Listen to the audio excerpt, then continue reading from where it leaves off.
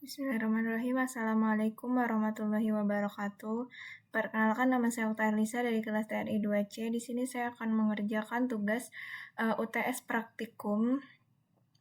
Yang mana UTS ini dari tugas-tugas, implementasi tugas dari mini project dari pertemuan ke-3 sampai pertemuan ke-8. Nah, ini kode yang sudah saya buat, ya. Nah, pertama, struktur program. Jelaskan bahwa program dibangun dengan arsitek modular. Sebutkan 2 package utama. Tampilkan folder dan isinya. Jadi, di sini kan kita dari awal buat package, ya, folder nih. Ini mini project, yang mana mini project ini isinya 2 package, yaitu ini folder Smart City. Isinya adalah dari folder Smart City, ini foldernya. Nah, foldernya package utama yaitu monitoring dan sensor. Kita buka ya di kodenya deh. Nah, ini di folder Smart City ini terdapat dua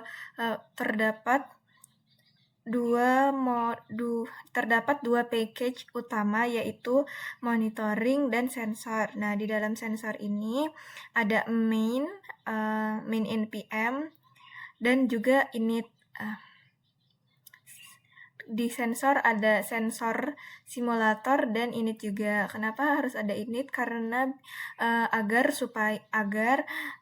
kode tuh dibaca oleh Python. Oke, next.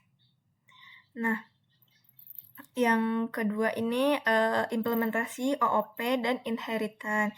Jelaskan bahwa sistem menggunakan OOP untuk mempresentasikan kendaraan atau slot parkir.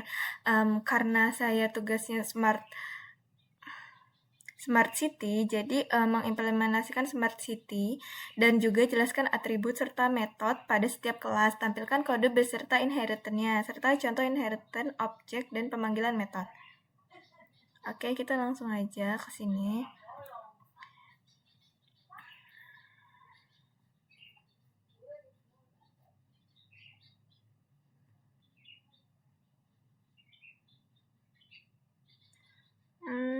Nah, ini dia. Nah, jadi OOP ini dalam sistem simulator pemantauan kualitas udara ini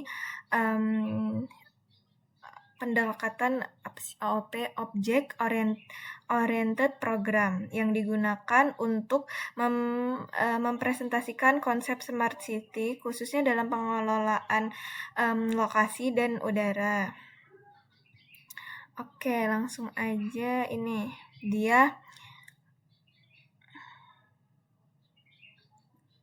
Jelaskan. Nah, ini kode inheritance-nya. OOP.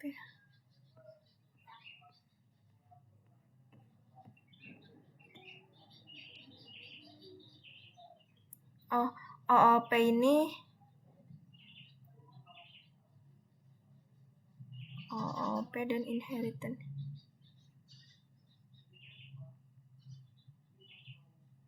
Nah, ini tampilkan kode kelas beserta inheritance-nya. Ini kodenya, ini kode inheritance. Ini dia. Ini superclass-nya, ini subclass-nya. Ya, inheritance ini kan kelas apa namanya? Kelas pewaris. Nah, jadi di kelas sensor ini ada ini tampilkan def. Nah, di subclassnya, di kelas turunan atau pewarisnya itu dari kelas sensor ini, dia ada sensor PM25. Ada kelas sensor PM25. Di dalam sensor PM25 itu ada kategorinya. Kategorinya itu baik, sedang, atau berbahaya. Setelah itu ada untuk menampilkan data dari sensor, menampilkan data si PM25 ini. Selanjutnya ada CO sensor. CO sensor ini untuk statusnya apakah aman atau berbahaya. Selanjutnya ada tampilkan. Jadi kita menampilkan nilai dari si CO sensornya itu sendiri. Terus ada kelas noise sensor. Nah, di kelas noise sensor ini kita buat untuk tingkat kebisingannya, untuk menampilkan kayak seberapa rendah sih, seberapa tinggi sih tingkat kebisingannya itu. Nah, dari situ dia sudah menentukan tingkat kebisingannya. Nah, di sini dia menampilkan berapa sih nilai kebisingannya, apakah 55 ataukah di bawah 55 ataukah di atas 55. Begitu.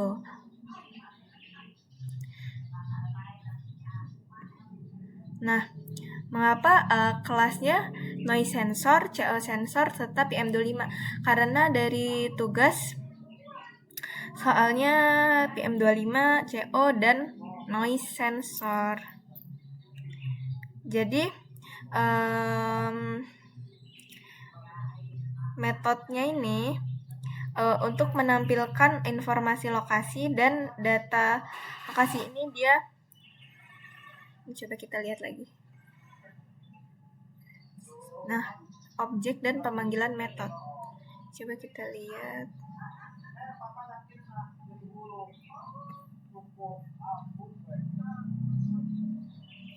Ya.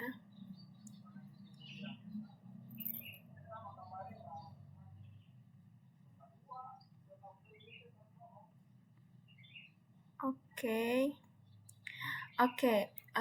Jadi itu tadi. Jadi kalau misalnya tujuan dari OOP ini untuk enkapsulasi itu mengelompokkan data dan fungsi dalam kelas. Terus inheritance itu mewariskan ya, seperti saya bilang tadi, inheritance ini pewaris, bisa dibilang turunan gitulah, turunan. Sudah, kita langsung lanjut aja, kita next ke selanjutnya. Yang ketiga ada implementasi exception handling. Tunjukkan skenario error utama yang ditangani. Oke. Kita lihat dulu exception handling ini di main. Jadi exception handling ini apa sih? Exception handling ini adalah dia itu kayak semisal kita di sini punya pilihannya sampai 11. Nah, si exception handling ini kalau misalnya kita masukin angka 12, dia kan error ya. Karena nggak ada si angka 12 ini. Maka dia itu si program itu tetap lanjut, kita masih bisa milih nomor selanjutnya. Nah, itu gimana ya? Nah, jadi dalam program ini tuh simulasi pemantauan kualitas udaranya itu diterapkan untuk menangani kesalahan pada saat kita menginput si nilai tadi. Nah, kenapa ini penting? Karena untuk memastikan si program ini tetap berjalan walaupun kita menginput nilai yang salah atau yang tidak valid, yang tidak ada di pilihan ini. Nah, ini dia, mana tadi? Mana? Nah, ini dia contoh potongannya. Coba kita running. Kita running. Nah, di sini kita pilih nomor 12. Nah, ini yang saya bilang tadi. Ketika kita menginput nilai yang tidak valid, kita si ininya dia akan tetap berjalan walaupun nilai yang kita input itu tidak valid, tapi dia akan tetap berjalan. Ya, seperti itu. Nah, jadi si try ini digunakan untuk mencoba mengeksekusi proses konversi input menjadi file data float. Lalu di sini, jika kita memasukkan selain angka, misalnya ABC gitu ya, maka program itu akan memicu exception value error. Coba. Aduh. Kita save dulu deh. Ini salah. Nah, ini sama yang seperti saya tadi bilang. Karena pilihannya cuma 1-10, tapi dia tetap berjalan. Begitu. Nah, jadi mana tadi? Mana? Ini dia.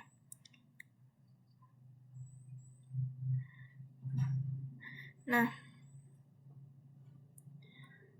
oke, jadi si exception value error ini akan menangkap error tersebut dan menampilkan pesan. Pesannya tadi input error, silakan nih, mana tadi? Nah, silakan coba lagi.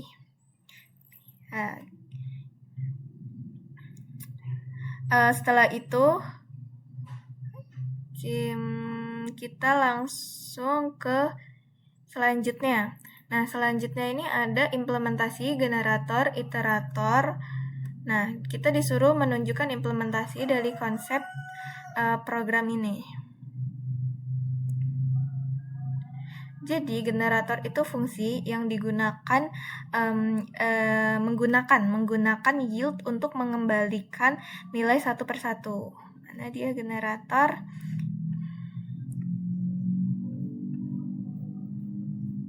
Nah, ini dia generator, contoh potongan kode dari generator.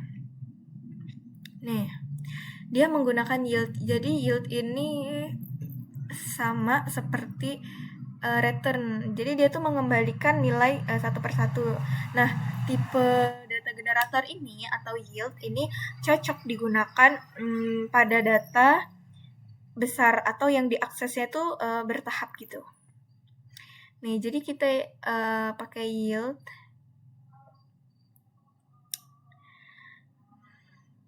Nah, jadi coba kita lihat dulu kode kita.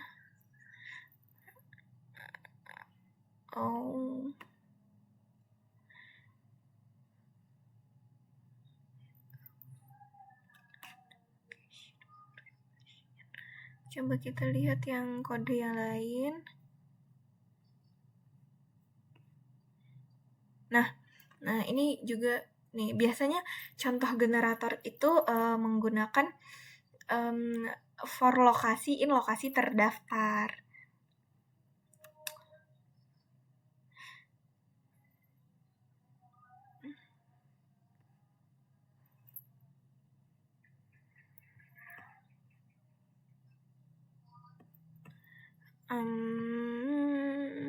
Nah, ini seperti ini ya. Nih, for item in riwayat sensor. Nah, selanjutnya, di generator ini dia ada untuk simulasi riwayatnya ya. Nih jenis kebisingannya. Nih, for jenis in jenis sensor list. Nah, ini untuk menyimpan data 1 jam yang berhasil disimpan, kayak 1 jam ke depan nih kita berhasil menyimpan datanya gitu. Atau bisa juga 1 jam terakhir, 1 jam sebelumnya gitu. Selanjutnya iterator ya. Nah, iterator di bawahnya. Jadi iterator ini objek yang dapat diulang. Nih, satu persatu menggunakan loop atau fungsi next. Mana dia? Nah, ini dia, menggunakan fungsi next. Jadi, ketika kita punya nilai 1 sampai 10, misal kita print nilai 1. Print yang pertama 1. Nah, print yang kedua itu 2, print yang ketiga 3. Nah, jadi si next ini dia akan mengeprint nilai satu persatu. Jadi kalau misalnya si angka satunya udah di print kedua dia akan langsung mengeprint nilai kedua. Dia tidak ngulang dari print yang pertama. Jadi si outputnya ini kalau misalnya si outputnya ini nggak berulang. Jadi kalau misalnya kita udah input ya nomor 1 ini udah kita input, kita di print kedua itu langsung aja nilainya ke 2 begitu. Jadi dia kalau misalnya 1 udah, ya udah next ke selanjutnya sampai selesai. Sampai kita mau print nilai sampai berapa. Misal kita mau print semuanya. Jadi si hasil outputnya itu 1, 2, 3 sampai 10. Jadi dia nggak double-double gitu. Nah, nih dia. Nah, kalau iter itu mengembalikan objek itu sendiri. Jadi kalau misalnya si next ini kan dia melihat nih nilainya yang tadi itu ya, dia akan next ke nilai selanjutnya. Tapi kalau misalnya iterator ini dia mengembalikan objek iteratornya itu sendiri. Ya, mengembalikan item berikutnya dan kalau ini kan mengembalikan item berikutnya, kalau ini tuh langsung dia kebalikannya dari next ini. Oke. Nah, di dalam iterator ini ada init, ya ini dia fungsinya. Kita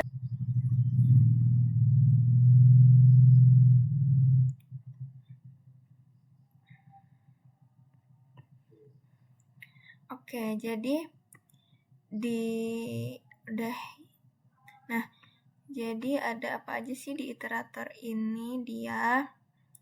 Nah, ini dia ada ringkasan kebisingannya.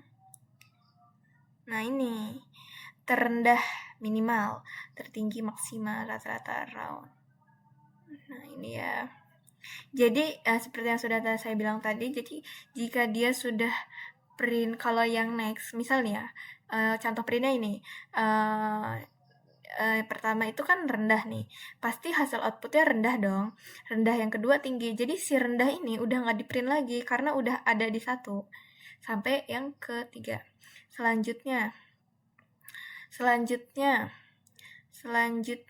closer. Nah, pada closer ini kan fungsi di dalam fungsi ya. Ya, jadi nilai closer ini fungsi di dalam fungsi yang mengingat nilai dari luar meskipun fungsinya itu sudah selesai gitu. Nah, di kode saya sebelumnya yang sudah saya kerjakan itu kemarin kurang closer ternyata setelah saya cek-cek lagi. Dan ketika saya membuat video ini, saya tadi sudah menambahkan closernya. Nah, ini dia closernya. Jadi closer ini kan seperti yang sudah saya bilang tadi, fungsi di dalam fungsi. Nah, ini dia yang closer yang saya sudah buat. Sama seperti ini ya. Nih. Tuh, sama.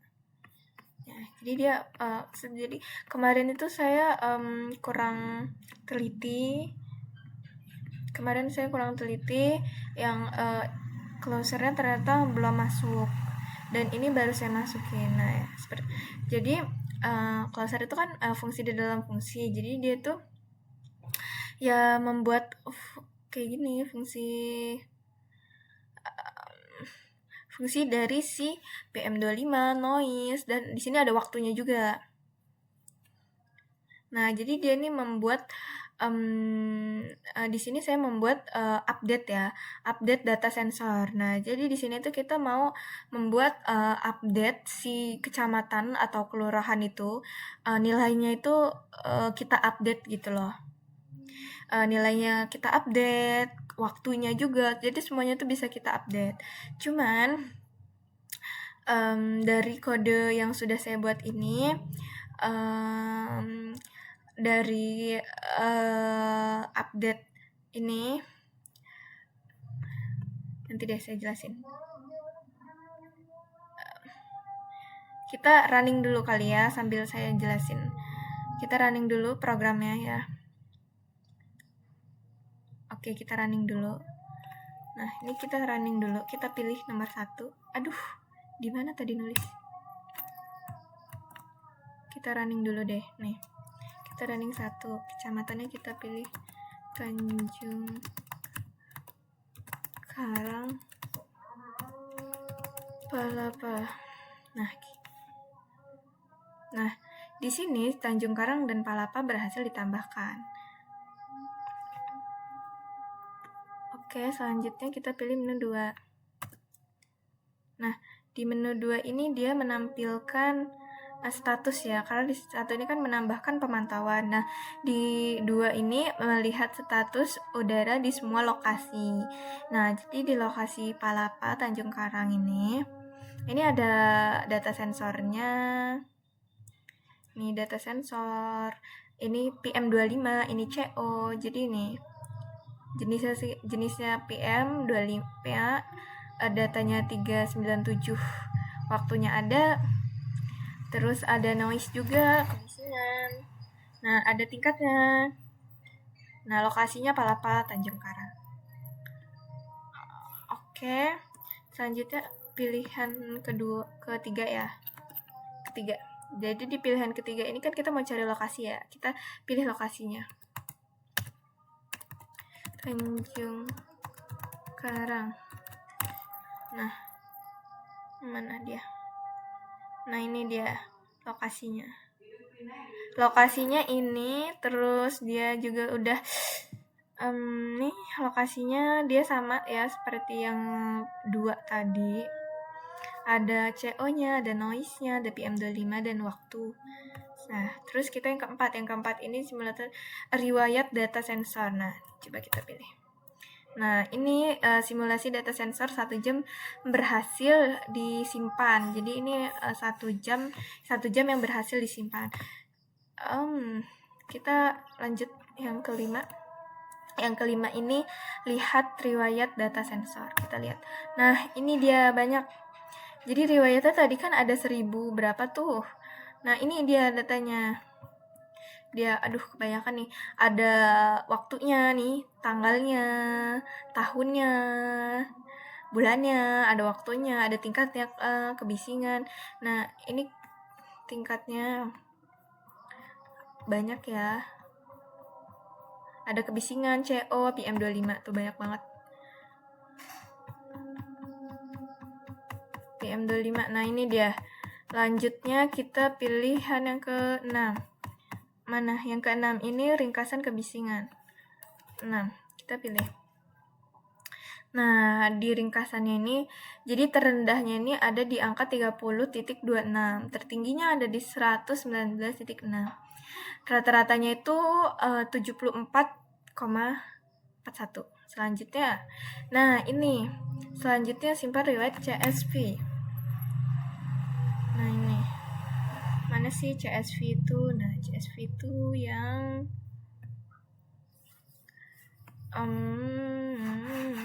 mana ya? Lambda CSV.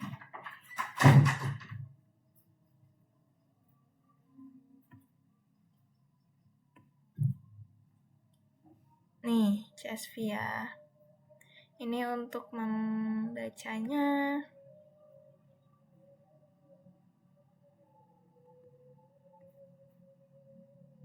Nah, ini untuk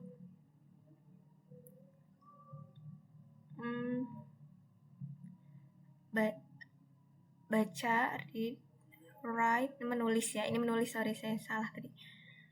Oke. Yuk, kita langsung aja. Kita riwayat CSV. Nah, berhasil ditambahkan ya. Kita lihat yang 8. riwayat CSV. Nah, ini dia tadi. Wah, banyak banget ya. Nah, di sini ada waktunya, ada tanggal, ada tahun, bulan, tanggal, ada jamnya nih waktunya ya. Terus kecamatannya Tanjung Karang, kelurahannya Palapa, PM25-nya ini, terus CO-nya, nilai CO-nya juga ini, nilai noise-nya ini. Wah, ini banyak banget ya. Tuh. Nah, jadi kan saya di sini menggunakan CSV. Jadi CSV ini bisa kita lihat menggunakan Excel. Coba kita lihat di Excel kita.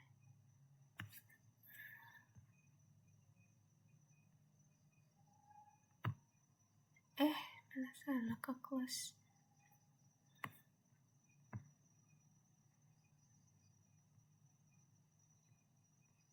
Ini ya. Coba kita lihat. Nah, gini ya. Dia seperti ini ya. Waktu, kecamatan, kelurahan, PM25, CO, dan noise. Oke. Sudah. Kita masuk ke pilihan. Nah, ini. Tadi di pilihan 9 dan coba kita cari dulu. Palapa. Nah, di pilihan ini saya yang masih belum bisa mencari kesalahan dari nomor 9 dan nomor 10 ini yang tadi saya yang tadi nih.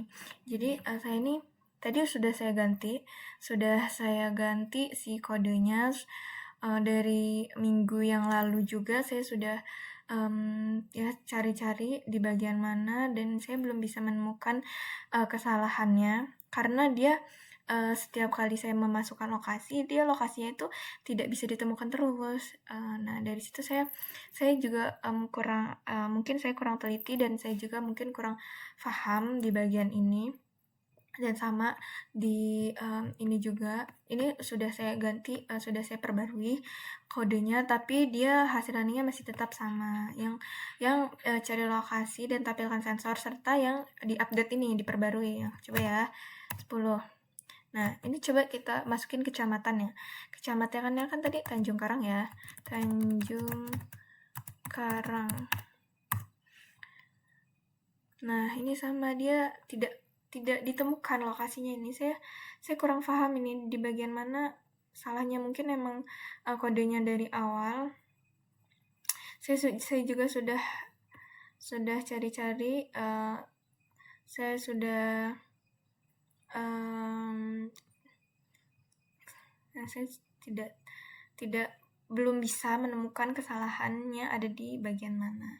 Jadi mungkin di 10 sama 9 saja mungkin yang saya belum bisa ketemu kesalahannya. Selanjutnya demo kan programnya tadi udah ya. Selanjutnya ada refleksi singkat. Hal yang paling menantang dan pelajaran yang didapat selama mengerjakan mini project. Oke. Refleksi singkat ya. Jadi yang paling menantang itu mungkin setiap lab session bagi saya menantang ya.